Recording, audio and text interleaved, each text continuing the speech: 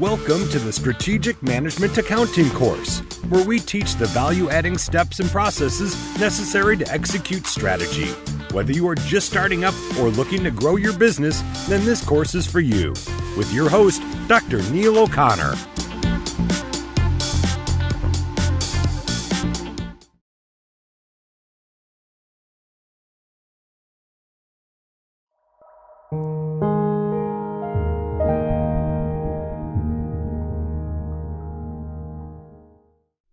Hi, welcome back. You got me. This is Neil. It's week 5 of the course, and from weeks 5 to 8, this section we're looking at the Balanced Scorecard, and whether this is online or in a course, this is the first part of going through the Balanced Scorecard. We're actually introduced to you the components of the Balanced Scorecard.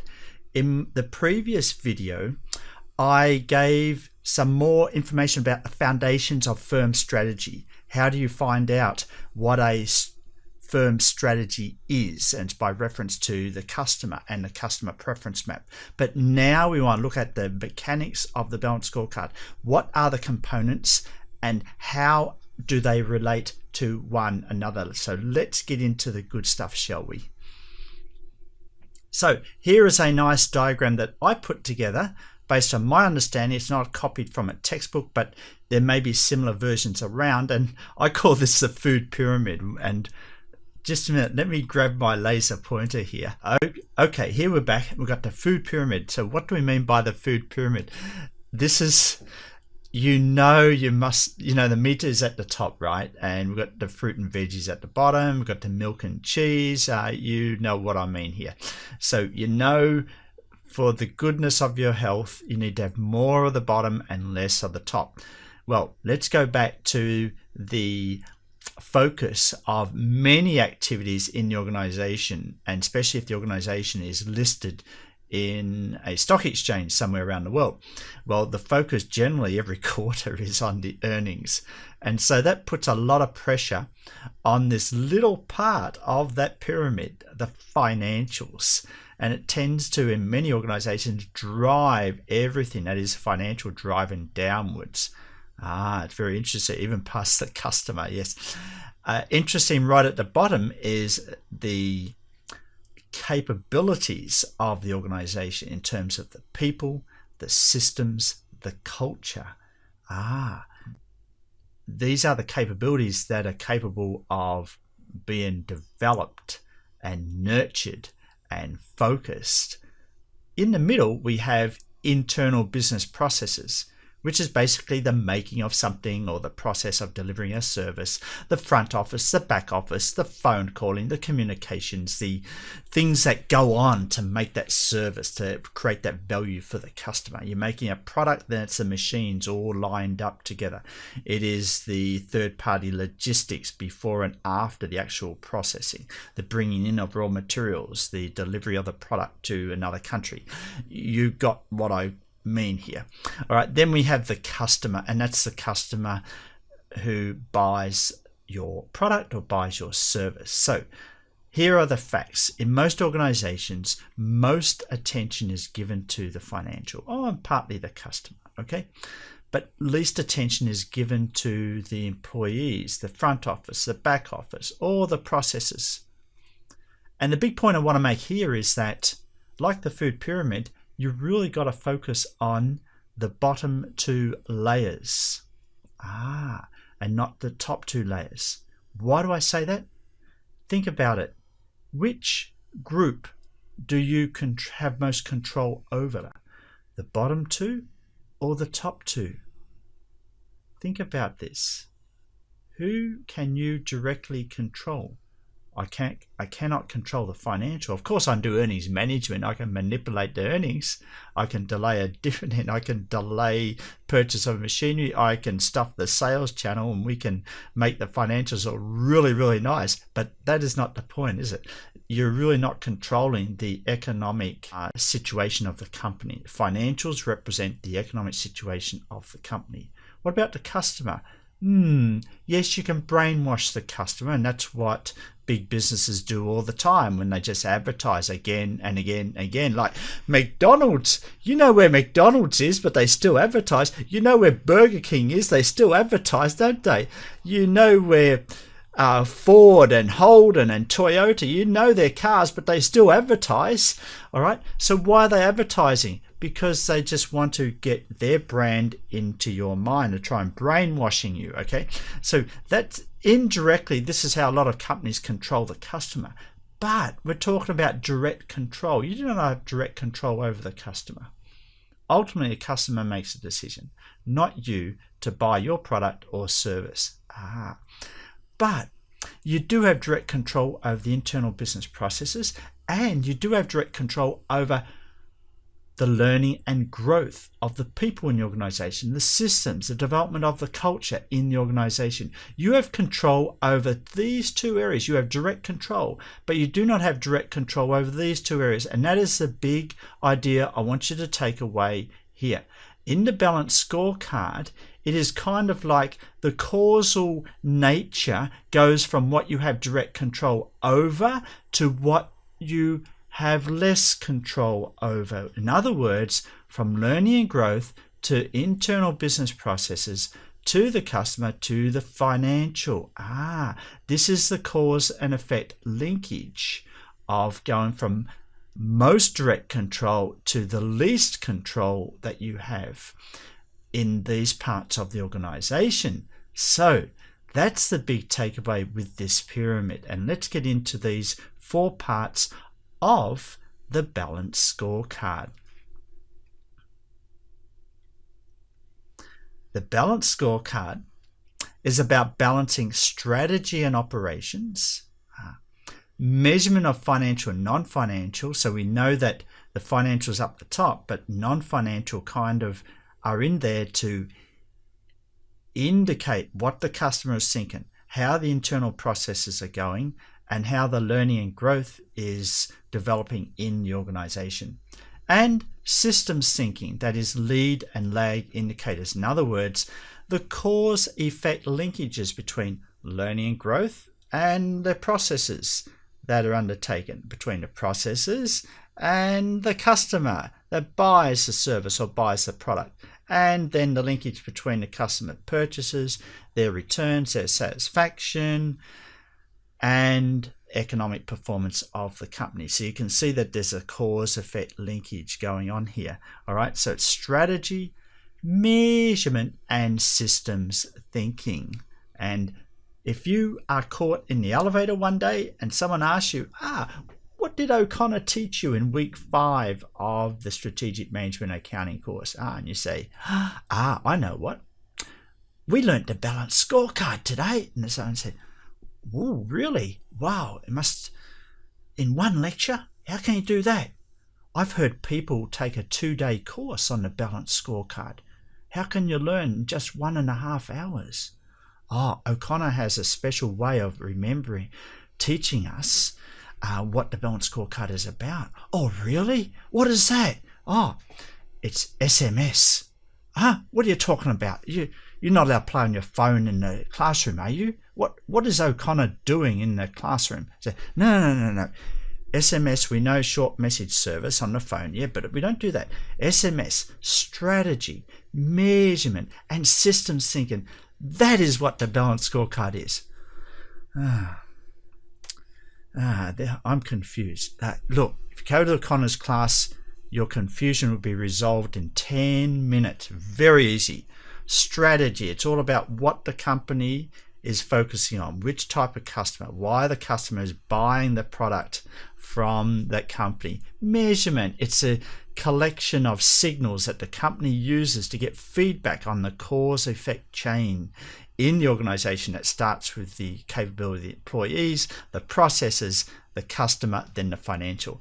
And systems thinking, which is that cause effect linkage between different parts in the organization. There you have it. There's the Balanced Scorecard. Wow, I need to go to O'Connor's class. When is it? It's over now, but you can catch it on the YouTube video Yeah. All right. There you go. All right. And so there's your end of your lift conversation. Suddenly you're at the bottom of the lift and you've basically told someone what the balanced scorecard is. There you go. That's it. Really? Yeah. So let's have a look how O'Connor puts it down. And this is what I teach you. Strategic objectives, measures, and systems thinking. That is SMS. Now you know that you're doing WhatsApp now, or Weibo and WeChat, and you're not using SMS directly, not as much as we used to 5 or 10 years ago. But that's a great way to remember. Strategy, measurement, and systems thinking. That's all it is. And so what about goal? GOAL. Well, basically, these are your benefits of using the balanced scorecard. You can increasingly get goal alignment because you have a system of measures in place where you can get people focusing on everything in the organization, like the whole strategic theme of the organization, because there are more measures for people to focus on rather than one overall, you must make this sales figure by the end of the month. And you can focus on little measures that are in between time. That is, you must ensure that the customer is totally satisfied for every time you serve the customer or every time you deliver a product to a customer. So you're breaking down this overall goal into lots of little goals through measurement. Yes. And so that helps goal alignment. It also helps on-time decision making because now with more measurement, you're getting more feedback about how things are going. You don't have to wait until the end of the month, the end of the quarter to find out, are we making profits? Are we going to go into bankruptcy? Yes, it happens. Don't laugh. All right. Or accurate decision making. Because we're making decisions on time, then decisions are more accurate. Or we are making decisions with less room for error, then they're going to be more accurate. And finally, learning. Over time, we are learning because now the signals keep on giving us feedback on what we're doing right, what we're doing wrong, and that adds to our experience. And then over time, we learn to be better at what we do well. So there you have it. This is the whole balanced scorecard. SMS, goal, GOAL. Yes, it's goal. And there you go. Balanced scorecard in 90 seconds. You time it. I better check the video. I think I took that long. Okay, let's try the next slide, shall we? All right, so what does the textbook say about balanced scorecard? Okay, so here are some writing. Okay, you just don't want O'Connor just dancing around like a football player, do you? All right, so we want to have features of a good balanced scorecard. Well, it's linking vision with strategy, helps managers manage the balance, all right, financial, non-financial, cause, effect, internal, external. I've already gone through this. Setting priorities, managing change. Look, organizations at any one time can have multiple strategies. Organizations at any one time may want to sell to multiple customers, but to be a very effective organization to sustain its business at the top of the pile, that is to be distinguished from its competitors, it might be better to focus on one strategy. It might be better to focus on one type of customer at any point in time. And so this is what we mean by setting priorities and managing change. Okay, if we want to change the strategy of the organization, then we can't just announce, oh, we've got a new strategy, we're focusing on these customers. Maybe you need to equip your employees at the back office and the front office with a new set of skills because now they have to engage with a new type of customer. Or they may have to engage with a new type of product or new product features. You can't just say, oh, we've got a new product. Employees, deal with it. No, you can't do that. You might need to do training. You might need to put in a new information system. You might need to create a new culture. So you see, so these are the benefits of the balanced scorecard because the balanced scorecard each and any way can help in linking vision with strategy, helping managers manage the balance, setting priorities and managing change. So is there any evidence of this out there that this goes on? Yeah, a little bit. Let's have a look, see what evidence there is out there.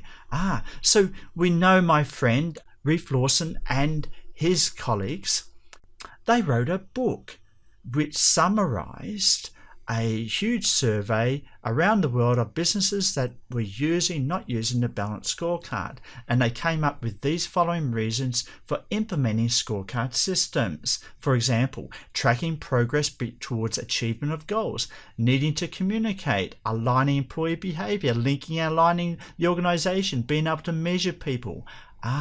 Interesting. Linking, aligning, measurement. Okay, you see the common themes being repeated here.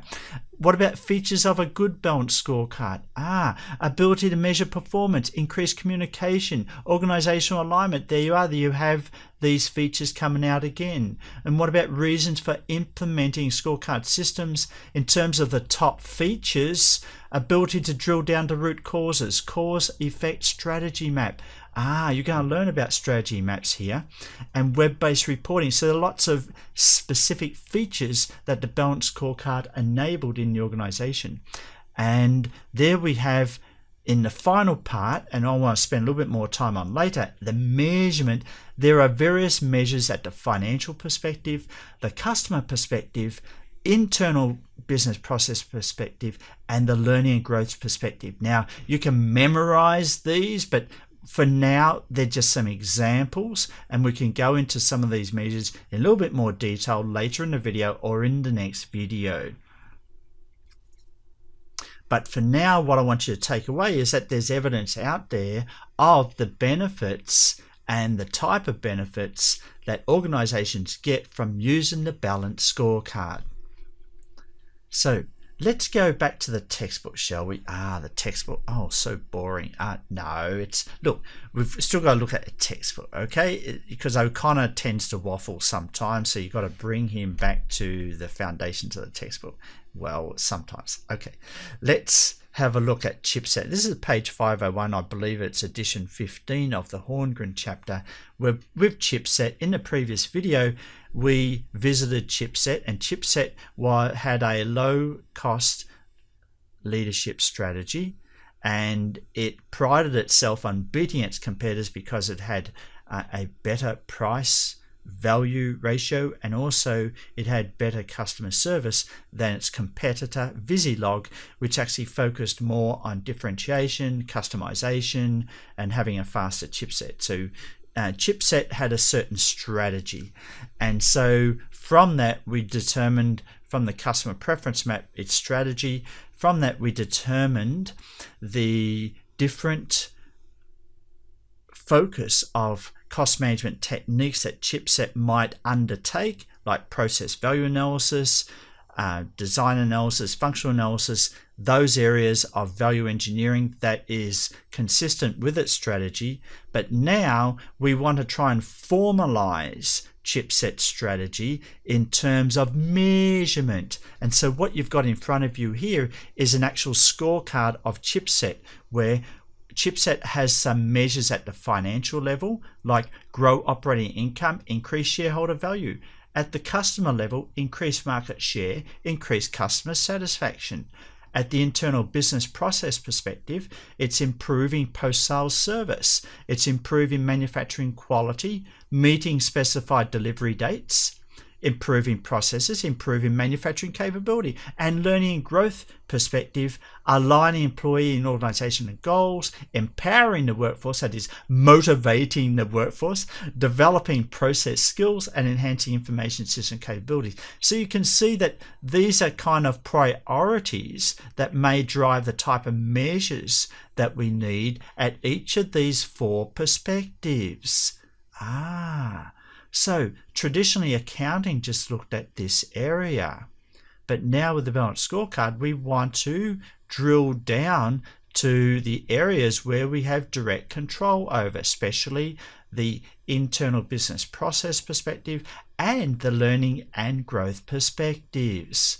And so what we might have here is initiatives that Chipset may want to implement that is consistent with its strategy. So measures are set up to formalize these initiatives, to give signals as to whether an initiative is being undertaken or not. So for example, an initiative may be, we want to improve customer service process. So how do we know if we are improving? Well, we may need to measure service response time. Can you see that? So for now, think about some of these initiatives. Identify root causes of problems and improve quality. What's a good measure of that? Increase yield. Re-engineering order delivery process. So what is a good measure of that? Order delivery time. Interesting, that, isn't it? Notice that when we look at the process, the measures, a lot of them are time-based, or they are efficiency-based. So we've got time here, we have efficiency, we have time here, we have time here, and now we have another number, a number of major improvements made, or percentage of processes with advanced control. So you can see that measures used here are to signal whether you are making progress on these initiatives. Now, the firm can choose to really formalize this and say, I want specific targets to be met on these measures. And so let's just stick with the internal business process perspective for a moment now. So Chipset may say, well, service response time, what is the KPI? What is the target? The target is going to be within 4 hours. What is the yield? Well, we want 78%, because up until now we've been averaging 70%. So let's set 78%. We want some improvement here. We've got to have a target, right? And the target can help motivate people to do better. 30 days is the order delivery time. On-time delivery, 92%. Maybe in the past it was 80%. So now we want to stretch our target. It's another way of motivating people to aim for better. See, if you're a manager and you want to motivate employees and you say, look, we're going to start measuring delivery time. Well, okay, that's one thing, but wouldn't the employers would also like to know is, so what target do you have in mind? You with me? So it's always good to have a target to go with the measure. So you're communicating, you, the leader, your expectations for what you want followers, the employees, to do. So measures plus targets help to complete this motivation incentive framework.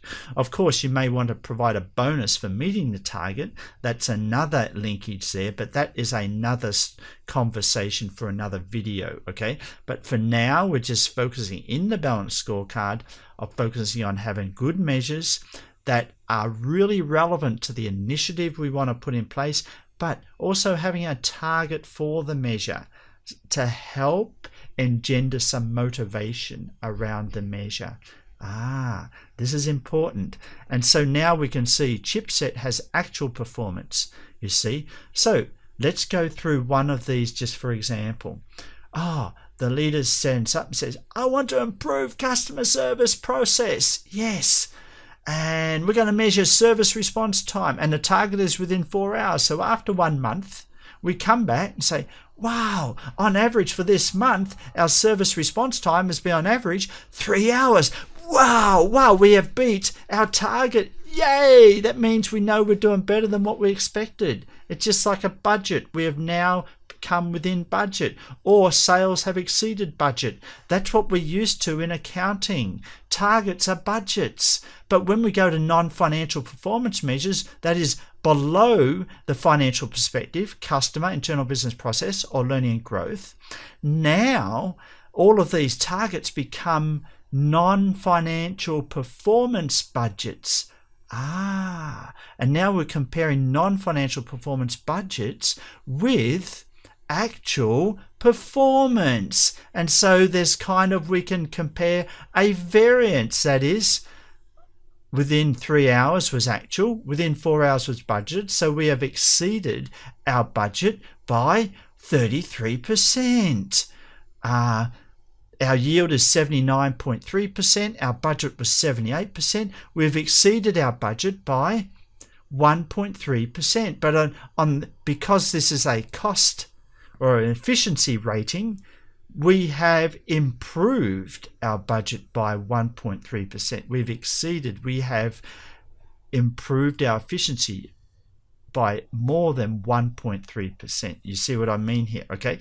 So order delivery time, we expected 30 days and now it takes 30 days. So this is great. We have met our budget. On-time delivery, 92%, but only 90% of cases we met on-time delivery. 10% we failed, but we are 2% below budget. That is, we have poorly met this budget by 2%. Okay, not 10%. You with me? So we're always comparing the actual with a budgeted number, but because it's non-financial performance measures, we tend to keep our reference to a particular target. We don't normally make reference to non-financial measures as a budget. With financial measures, we talk about budgets here. So there's the example of a balanced scorecard for Chipset. And now we want to go to the next section.